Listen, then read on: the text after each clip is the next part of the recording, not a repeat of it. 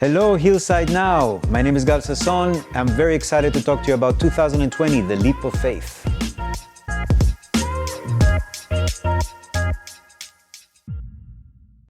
The way you work with astrology is that you look at the past cycles to understand what is happening in the next year, meaning that the cycles that we're going to experience in 2020 have to do with a lot of past energy coming back this year. The leap of faith is because during the 21st of December, there's a winter solstice. Ancient mythologies is the time where the gods of light were born. Whatever happens around that time is magnified. Jupiter and Saturn come together, and it's called a grand conjunction.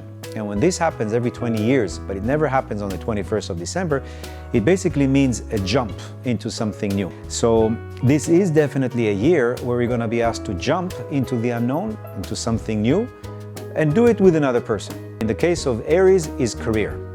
In the case of Taurus, it's traveling, higher education, truth, philosophy. In the case of Gemini, it's about sexuality, intimacy, transformation. In the case of Cancer, it's more about a relationship, partnership. In the case of Leo, it's work, health, diet, nutrition. In the case of Virgo, it's love, happiness, creativity, children. In the case of Libra, it's more about home, family, pregnancy, real estate. In the case of Scorpio, is communication, relatives, working with the mind, working with contracts, working with businesses. In case of Sagittarius, money, talents, self-worth. In case of Capricorn, is everything, because it's the year that Capricorn is really having to mature and lead us towards this new horizon.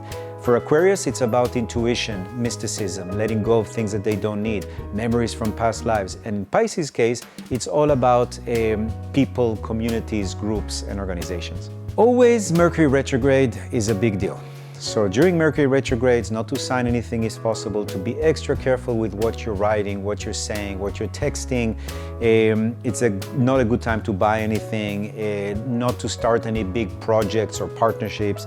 That's going to be 3 times this year. You're going to have it in February 16 to March 10, in June 17 to July 12, and then again October 13 to November 3rd. But this year, on top of everything, we have Venus retrograde from May 13 to June 25. So not to sign anything, try not to get married, try not to buy big, expensive things around then. And then we're going to have Mars retrograde September 9 to November 14, which has to do with not starting wars, not starting any big campaigns, to be careful of any lawsuits. The law is whoever shoots first loses.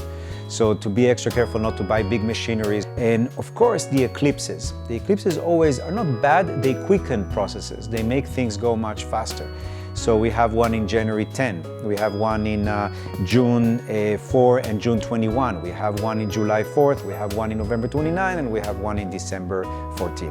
When I got an email from the office of the Dalai Lama that it endorsed my book on Kabbalah, I completely didn't expect it because I didn't have any contacts to His Holiness the 14th Dalai Lama, and I just went online and looked at where it says office at His Holiness the Dalai Lama, and I clicked on it like anybody, and I wrote the email and I got an answer. It took a few months, of course. I think that was a big gift, which was really beautiful for me. Joseph Campbell really influenced me, and he wrote The Power of Myth and many other books, The Hero of a Thousand Faces, for example. Fated Sky, it's written by a professor in Columbia University that really traced a lot of the predictions in astrology, historically speaking, and saw how it actually worked. It's interesting because something about Lisbon started coming to me because I travel a lot and I travel to many different places. Whenever there is a place that comes up, even if it's something that you never thought is relevant, it's probably an echo or a reverberation